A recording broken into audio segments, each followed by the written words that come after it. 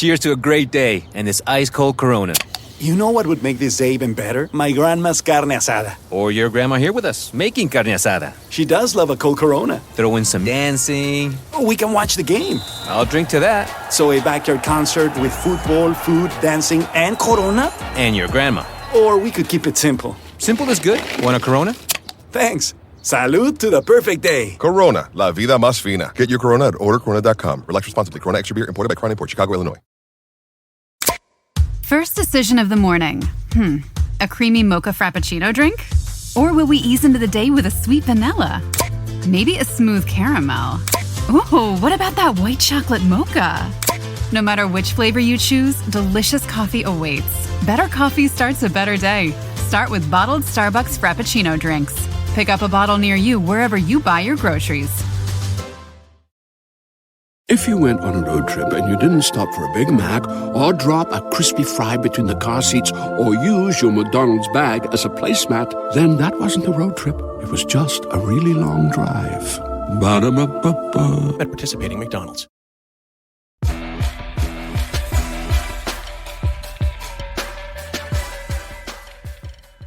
Welcome to the Putback with Ian Begley here on SNY.TV. I'm Ian Begley, SNY's NBA insider, and we are going to break things down with the Knicks and the NBA over the next half hour or so. Got two great guests with me.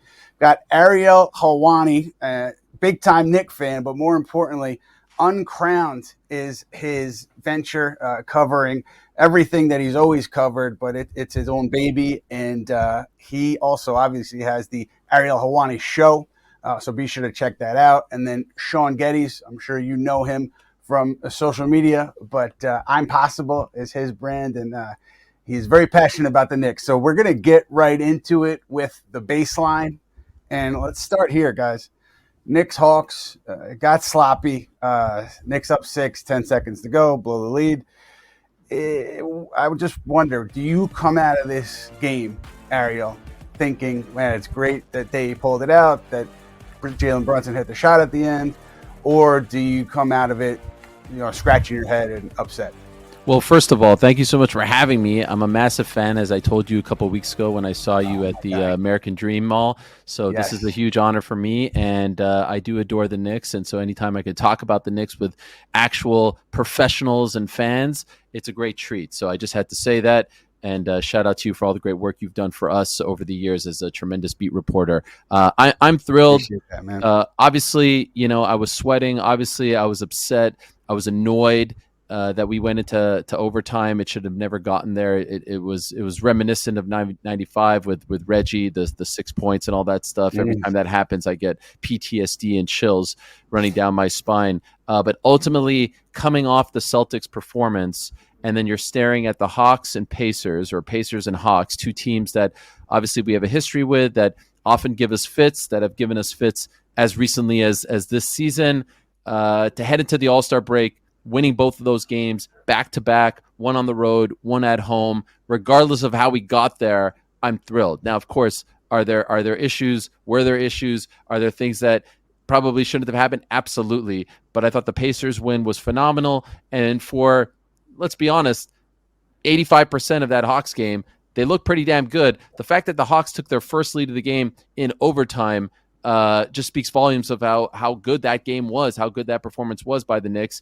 and they just got sloppy towards the end. So I'm not going to lament it. Let's get into the All-Star break, rest up, and be thankful that we end on a 2-game winning streak. Yeah, getting into the break obviously is great for all these guys, but Karl-Anthony Towns, he said last night that he doesn't want to take a break right now because the Knicks have been playing well these past 2 games, and he has been playing incredibly well. Back-to-back 40-plus point games. Shaun, I'm not going to ask you to judge the trade because that seems obvious at this point, but with Karl-Anthony Towns as one of the centerpieces of this offense, where do you think this Knicks team can go? I truly believe the sky's the limit, as I've always said, and it's really great. I thought it was going to be after the All-Star break. I was hoping for it. But to see him back in his form that he was in earlier in the season prior to the thumb injury is super reassuring and that bodes well for us going forward. I think that thumb was very clearly bothering him. He didn't look comfortable shooting the ball. He kind of didn't have the same touch around the basket, and he still was playing well, but it was just clearly very bothersome. And now he's back to shooting comfortably, putting up 8 threes in the Pacers game, 10 threes in the Hawks game last night. The more threes Karl-Anthony Towns shoots, the better this team will be, because not only does that bode well for him shooting, but also that means teams have to come out to him and close out on him a certain way, which opens up the drive for him. And it opens up the backdoor cuts for his teammates and allows him to get assists and allows the offense to flow. So I think that he takes the ceiling of our offense to another level when he's locked in and playing the way he is right now. He has been locked in lately. Absolutely. Ariel, I want to ask you a question, but first of all, I appreciate the kind words, man. That means a lot. So thank you very much for that. For you, Jalen Brunson, when he signed here, what were your expectations? And I mean, just the idea of him going from where you expected him to here. I just want to hear your thoughts on Brunson in particular. Well, I adore Jalen Brunson. I would do anything for him. I would freaking give my left leg, right arm, my neck, my head, my shoulders for this man. He is the savior, and I can see him. I can envision him holding that trophy one day, and I could feel it, and I just hope it's wearing the orange and blue, because he's a winner and he wins every step of the way. Obviously, it's still kind of weird for me because I remember his dad very well. Didn't know him personally, but I remember Rick Brunson on the Knicks, and so to think that Rick Brunson, who, let's be honest, was 12th man on those Knicks teams late 90s, to think that his son would be our savior is a story that I never would have believed as a 17-year-old. And so here he is. I was surprised when he fell to the second round when he was coming out of Villanova, considering just how good of a player he was in college, what kind of a winner he was in college. And when we got him that day, and remember, we hadn't quite turned the corner just yet, we were showing signs of life. I tweeted that day, and I revert back to this tweet every so often. I said this was the steal of the century. And of course, the new contract is an even greater steal. How could you not love this guy? How can you not want to root for him? Maybe at times people were thinking, okay, there's a bit of a drop-off, but look at how he has performed, especially in the clutch moments over the last couple of weeks. He continues to put the team on his back. He continues to come up big. And I feel for him in those moments like last night where he has to sit on the bench because of some perhaps defensive deficiencies while watching, the final seconds tick by. That has to kill him inside. But, I understand why they have to do it. I was a little bit worried that they would make a shot and we would have 4 seconds left and no timeouts, and we just have to roll with whoever was on the court. That being said, we're not, at this point, we don't have our best record since I think it's, 97? Yeah. 54 games 97. into the season. Like we don't have this without him. And so I adore the guy, and I'm so happy. You know what I'm most happy about, Ian, and I think you can recognize this as a father and understand this. I'm so happy that my kid's favorite player, the one that they wear his jersey, is Jalen Brunson, because of who he seems to be as a father, as a person, as a man, as a husband, and as a leader and captain. That's the kind of guy that I'm proud that my kids love and idolize, and so I'm so happy that he's on our team. Yeah, it's a great point. Just the way he carries himself, and the idea that he's a winner on and off the court, and very, very great face of the franchise if you had to pick one.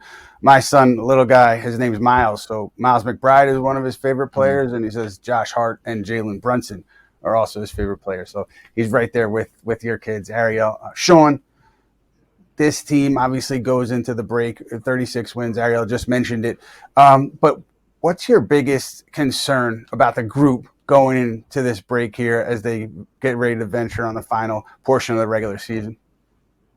I think my biggest concern overall is just, I think from the PTSD from last year, health.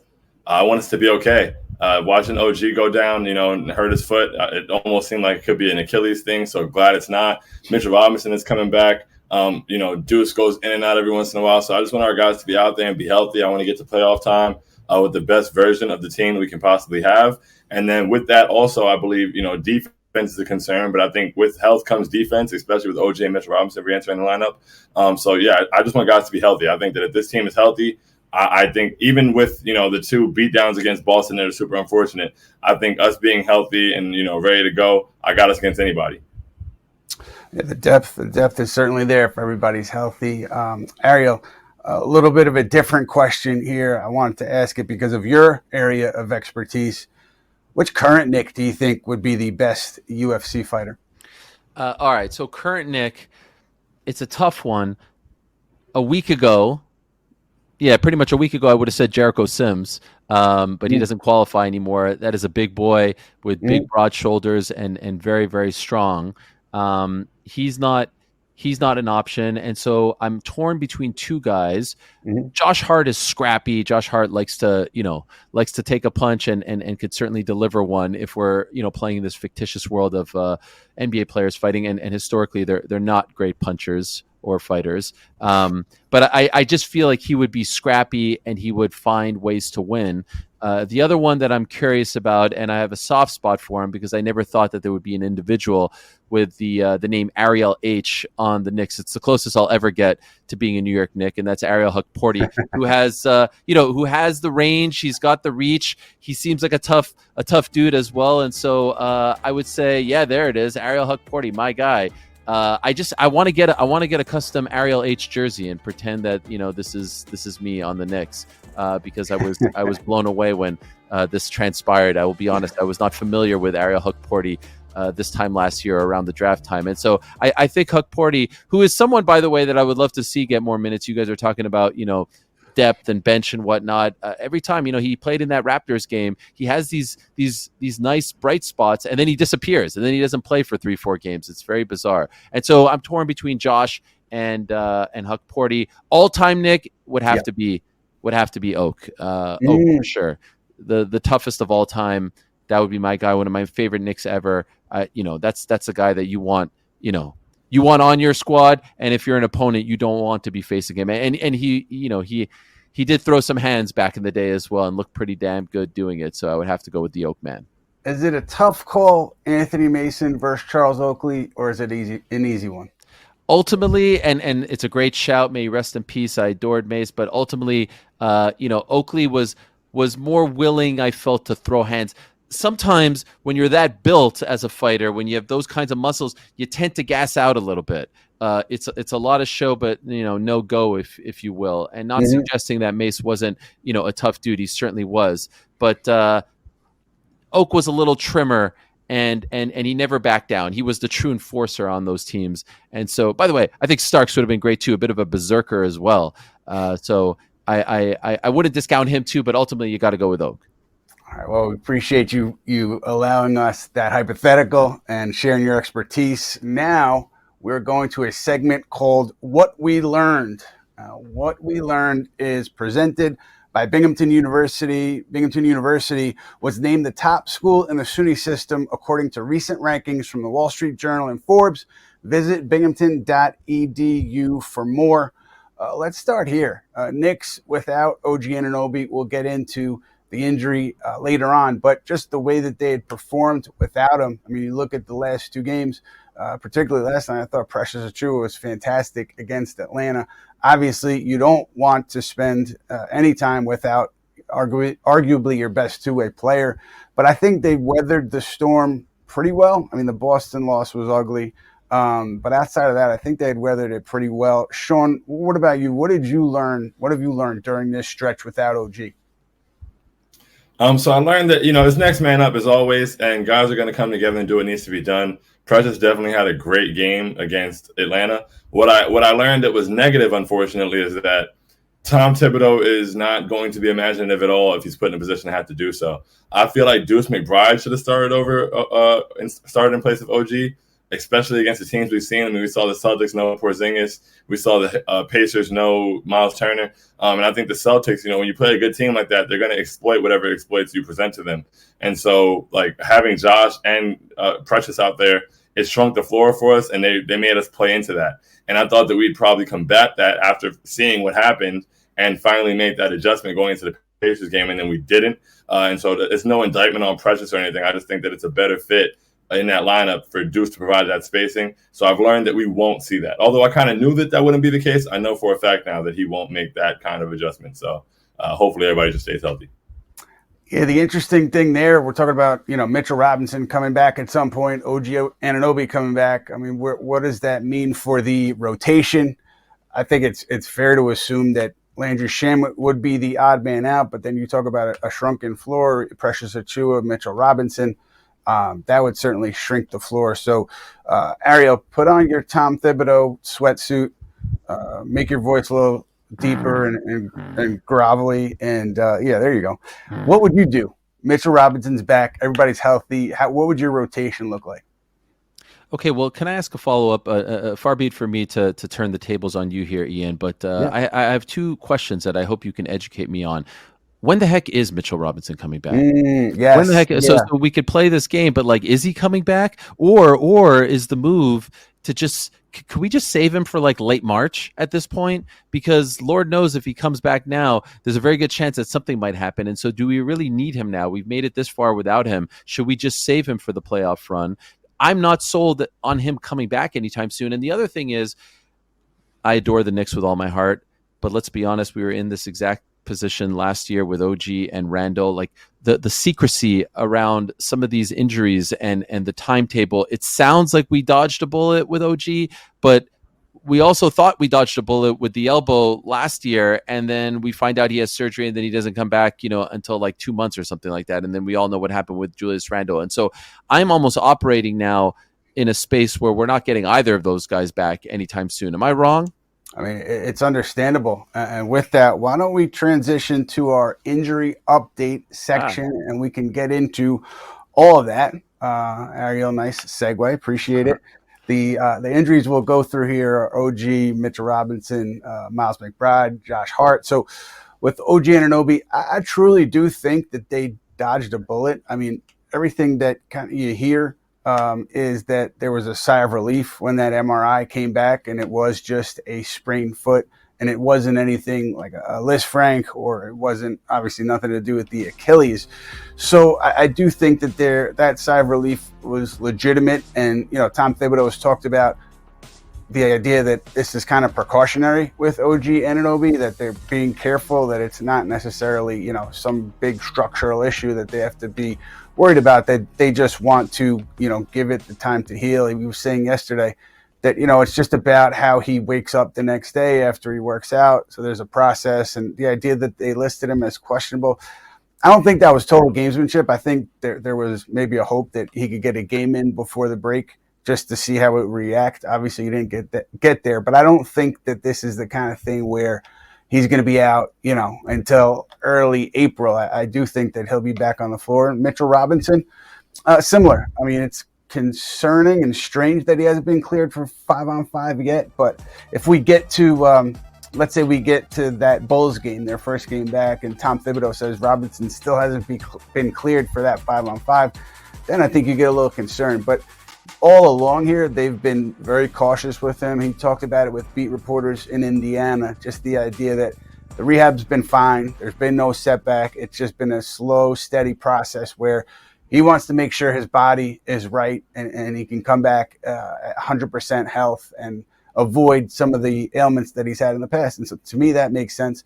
I think similarly, you're going to see him early March, mid-March, get his legs back and then, be ready for mid-April. I think that would be the way they play it, and we'll see how it goes. But then just quickly, Josh Hart, he's dealing with something. He doesn't really want to talk about it. He denied that he would need any kind of surgery. And Miles McBride, I'm assuming that he's relatively fine and back after the All-Star break. He had that rib contusion flare up, but I don't think it's a major thing. So we'll see what happens. There's a lot of moving parts, a lot of injured parts there for the Knicks that they have to figure out. But Ariel, given that, I'm going to come back to you. Well, suit on. Let's hear it. Okay. Well, I hope you're right with all of that. And by the way, yesterday when Hart went down, when there was that scramble on the court and he fell on his hip or something like that, I was holding my breath. So ultimately, the question is what they should do. And as you said, Precious was really impressive yesterday. I was really, really impressed with him, especially towards the end. He got that big rebound, got fouled.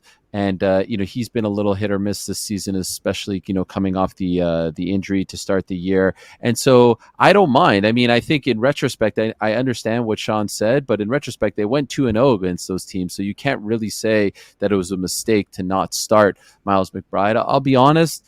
Miles has been, he hasn't been as consistent as I would have liked. It seems like every time we need that big three from him, it doesn't quite fall. So I would love to see a little bit more out of him. Once those guys come back, Landry appears to be the odd man out. But again, I would love to see more from Huck Porty. I really have been impressed with him from everything that he's done. But ultimately, I agree with Tom. And by the way, I just want to say I'm an unabashed Tom Thibodeau supporter. I don't stand for any Tom Thibodeau slander, in large part because I remember not that long ago the Jeff Hornacek era and the Derek Fisher era and the Fizdale era. I mean, we could complain about minutes all we want, but would you prefer to go back to that? Come on now. Enough with the complaining. Don't forget about Kurt Rambis. Kurt Rambis, and what was it? Mark Miller? Was that another one? Miller did Miller, a solid job as an interim guy. He But did a a good job. A lot of struggles. I have something to say to that. Go ahead, please.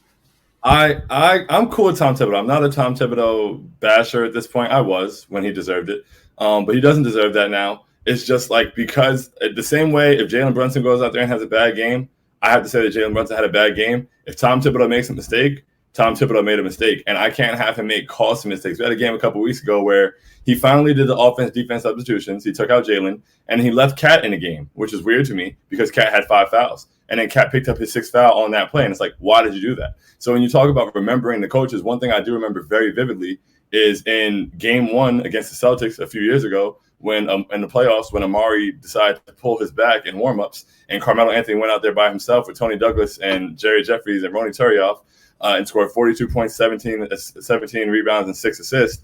It was 92-91. And I was 17 years old. I'm in my living room. We call timeout. It's our ball. We're down by 1. I'm like, all right, cool. Good thing we got a timeout. He'll get Jerry Jeffries off the court. Because Jerry Jeffries is offensively inept. It makes no sense for Jerry Jeffries to be out there. Sub Shaun Williams in to put him in the corner. That way when they double Melo, he has a viable kick out. We come out of the timeout. Jerry Jeffries comes into the game. I'm very confused as to why Jerry Jeffries is on the court. They double Melo. He passed to Jerry Jeffries, who's wide open. Jerry Jeffries drops the ball out of bounds. We lose the game. So it's I remember Mike Miller, I remember Jeff Hornacek, but all those don't matter to me. I need this team when we get to where we have to get to be used as optimally as possible. And that doesn't mean it can't be Tom Thibodeau, but that means I need Tom Thibodeau to be open to doing what's optimal. It's a fair point, and in the here and now, can I just ask? I mean, sorry, please. I don't mean to interrupt, but no. I get what you're saying, and I see this a lot on Twitter as well. But the circumstances, and you have a tremendous memory, so you may remember how much time was left in that game with Cat being in there, and why wouldn't you want Cat in there? I know that at times he's had issues, especially with the pick and roll and on defense, and we can nitpick, but who else but Cat? And was OG injured at the time? Was Precious in? There's a lot of circumstances that Have you ever spotted McDonald's hot, crispy fries right as they're being scooped into the carton? And time just stands still. Ba-da-ba-ba-ba. I wish I remembered exactly what game it was and how much time was left, but it was an only defense possession at that point. You're already going to make the sub to get Jalen back in the game, so you need to call, it's not you're going to get stuck out there with whoever you put. I honestly, and I wasn't even an advocate of playing Jericho Sims, but Jericho Sims' one skill is switchability. Just put anybody out there who, one, plays the pick and roll well, but two, doesn't have 5 fouls. Because now when you put him out there with 5 fouls, he picks the 6th foul up, and now you don't have him for the offensive possession. So I thought you put Jericho out there, you put Ariel Helwani out there, anybody that doesn't have 5 fouls. So my one thing on Thibodeau, and I think it's valid, I just don't understand, if they're up big, down big, a few minutes to go, why the starters are in there. I've got my theories. That's the one thing where you can't, I haven't heard reasoning that makes sense to me for why those guys would be out there. I think he's playing with fire. Other people think he's playing with fire. And this is your theory, by the way.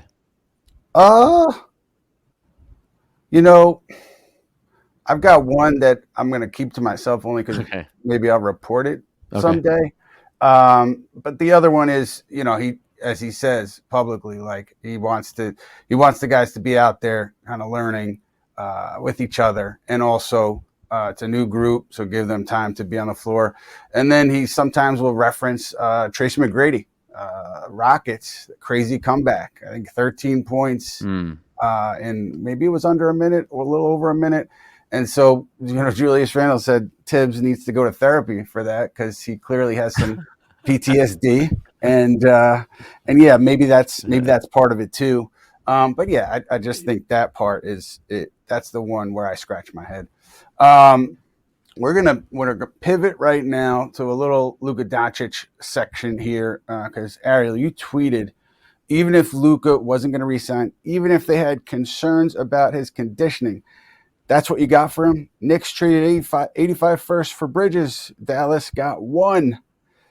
Obviously, the trade confused you. I'm wondering, Shaun, does that change how you look at the Bridges deal once the Doncic trade happens?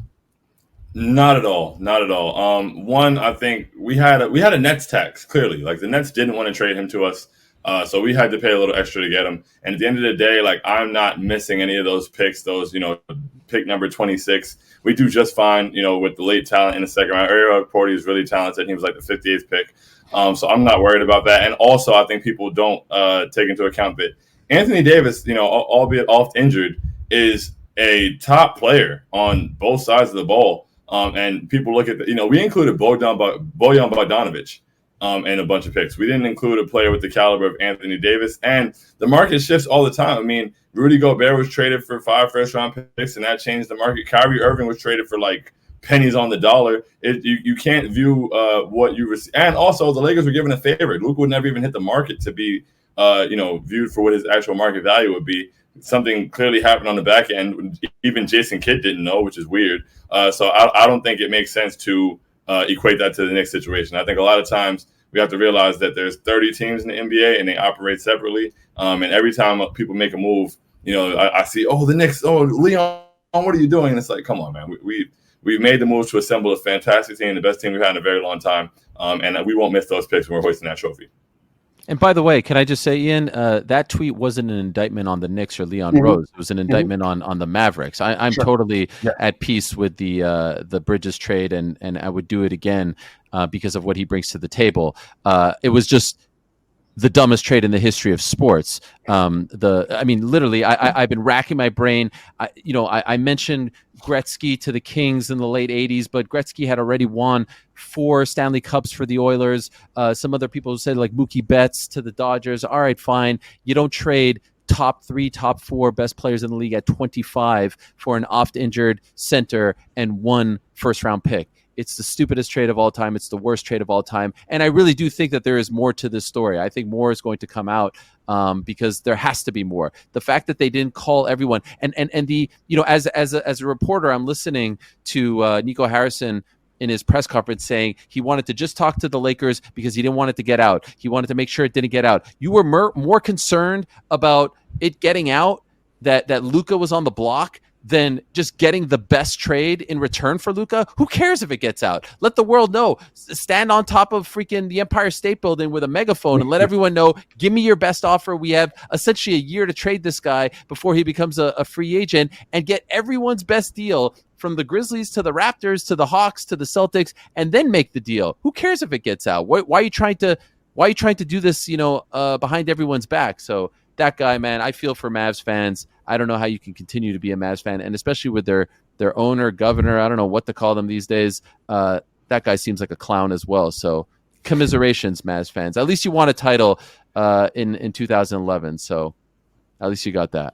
I got to get into the owner too, but first, I think the one aspect there of him trying to be secretive is Luka can then come in and tell teams he's not going to re-sign with them, and maybe they're a little gun shy on putting together a big offer. I'm not agreeing with how he went about it, but it makes sense just from that perspective. But this owner, Patrick Dumont, I think he's owned the team for 5 minutes, and he comes out, does an interview after the trade where he says, you look at the greats in the league, Jordan, Bird, Kobe, Shaq, they worked really hard every day with a singular focus to win. If you don't have that, you shouldn't be part of the Mavericks. Just taking a shot at Luka Doncic on the way out, to me, was unnecessary. And also, it doesn't add up because in Nico Harrison's press conference, he said when he first took the idea of trading Luka to the owner, to Dumont laughed. So was it a crazy idea, or was it because Luka didn't fit your culture? It can't be both. Definitely. And so I think he's kind of talking out of both sides of his mouth, trashing the star on the way out, never a good look. It reminds me of the Knicks did with Porzingis after they traded him. It just seems small. And, for this guy to reference winning habits in the NBA when he's been an owner, again, for 2 days, it makes no sense. You were watching inside stuff, and that's how you got your insights, just like the rest of us. So, to call out Luka like that, absurd. And I thought it was a bad look. But I digress. Let's get back to the Knicks here. We all, I'm sure, have plenty of Luka takes. All-Star break. Brunson, Karl-Anthony Towns, Brunson 3-point contest, both of them obviously playing in the game. Did they have anything to prove? I mean, to me, All-Star games don't matter a lot, but I would like to see there be some effort given. What do you think, Shaun? Anything for either of those two guys to prove? The format of this All-Star game is weird to me, and I wish it wasn't the case. I wish that Jalen and Cat were just both on the same team and it was East versus West. I don't even really fully understand what they're doing for the game yet. As far as the 3-point contest, Jalen for sure has something to prove, but not to anyone but his father. Because after he missed last year, that would have gotten him to the next round. He said he heard it from the stand, somebody saying, "You suck," and it was his dad. So, I feel like he's got to go back out there now and get it back in blood for his dad. That's a great point. I forgot about that. Ariel, how about you? What are you looking for? Man, I love the All-Star game, and I'm a old school fan of the All-Star game. I was so happy that one year, I think it was '93, when it was Ewing, Oakley, and Starks together. It was like such a proud moment, and this feels like the best moment since, because we have two and they're both starters. And so I wish they could just keep it to East versus West. I understand that they're trying to mix it up. I don't know if it's going to work well. The NHL has figured it out phenomenally well, what they've done with this Four Nations tournament. I don't know if you guys are aware of that, but Canada versus the US versus Finland versus Sweden. If we did some sort of breakdown like that, especially with how global the game has gotten, that would be amazing. I don't think that they can maybe fill those four teams. Maybe we could do a USA, Canada, France, I don't know, Serbia, Germany situation. In any event, this feels like it's a little flat. And you know what annoys me most about this, Ian? We made this whole big to-do about, okay, this guy was voted a starter, this guy was voted a starter, 5-5, East, West. But ultimately, there's going to be more than 10 starters because there's 4 teams of 8. So there's technically going to be 20 starters, right? Because these games aren't 3-on-3 or something like that. So I feel like the rollout has been a little bit clunky, much like the NBA Cup, if I'm being honest. I know it's a different discussion for a different day, but the rollout of this, the education behind what exactly we're doing and what we're seeing, what's that 4th team, the Rising Stars who win on Friday, it's all just a little bit confusing. And as a Knicks fan, I wish we could just see, East, West, and our 2 guys, in the starting lineup whenever they tip off. Yeah, you don't want to confuse your fans, and I'm with you. I think you hit on 2 things. Maybe they should do 3-on-3. I think that would interest people. And also, domestic versus foreign-born players. I think that's a way to draw eyeballs, but I'm not Adam Silver. I don't get paid to make those decisions. But let's see how it works this weekend. Let's see. Could be exciting. Let's see. So before we get to final thoughts, I just want to know quickly, end of this month, start of March 1st, I believe, is when the Knicks have enough room under the second apron to add a prorated veterans minimum contract. I do believe TJ Warren is going to get consideration for that role. I don't know exactly which way they'll go, but I'm sure he'll get consideration. He's been really good in the G League. Tom Thibodeau said the other day that he respects what Warren, a 9-year veteran, has done. He's been down there mentoring younger guys and playing really well. So just something to keep an eye on as we move forward here. But fellas, we're going to close here. I'm curious. Shaun, predictions for this quote unquote second half of the season, this final run for the Knicks. Where do you think they end up? Jalen Brunson averages 30 points a game for the rest of the season. Mm-hmm. Karl Towns ends up second team All-NBA just because, Jokic. And the Knicks, I believe, get the 2 seed. We get the 2 seed, and what are we now? 36-18. We end up 56-26. Strong. I like the takes. We'll put them on a checklist. We'll see what happens. And Ariel, you give me your predictions. Shaun, I like the optimism, man. I'm going to say we end up 3rd, which I'm kind of secretly hoping Boston can catch Cleveland because I don't want to play Boston in the second round, but I don't think that's going to happen. I think we end up third, and then I think we go on a magical run, baby, and finally champions for the first time since 1973. I will admit, we had a beautiful window last year. I really did think that there was an opportunity. Obviously, the injuries caught up with us, but OKC is much better now, and obviously Cleveland is looking great. And I think the Hunter trade was tremendous for them. Boston is Boston. But I think we could get it done. I really do think we could get it done. I'm praying. I just want one, guys. I just want one. I know, Ian, you can't say that because you cover them, but deep down you want one too, damn it. And we all want one, and it would be so great. Just give us one, for God's sakes. I'm still lamenting the fact that my Bills had their heart broken. I just want one in my life, and I'll die a happy man. You know what? I am a neutral observer, but the idea of maybe you and Shaun jumping around, pouring champagne on each other, I do like that. You'd be happy. I know you can't say it. You're a true blue, tremendous journalist, but deep down, you'll smile. Miles will be happy, so you'll be happy as well. Yeah, when it comes to when my son's happy, that makes me happy. And we'll see how all of our kids, Ariel, take in the rest of this season. It's going to be interesting. We're going to leave it there, though. So for Ariel Helwani, you know where to catch him. Uncrowned, the Ariel Helwani Show, and Shaun Geddes. You can find his Knicks thoughts all over social media. I'm Possible is his brand. Be sure to check those guys out there. Thank you so much for joining us, fellas. We will be back February 25th, 1 p.m., next edition of the Putback, and we hope to see everybody then. Thanks for being here.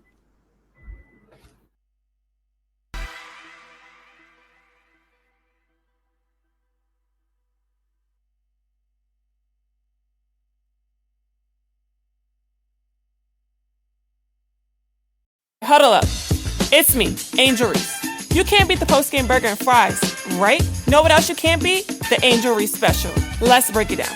My favorite barbecue sauce, American cheese, crispy bacon, pickles, onions, and a sesame seed bun, of course. And don't forget the fries and a drink. It's gonna be a high C for me. Sound good? All you have to do to get it is beat me in a one-on-one. I'm just playing. Get the Angel Reese Special at McDonald's now. Ba-da-ba-ba-ba. At participating restaurants for a limited time.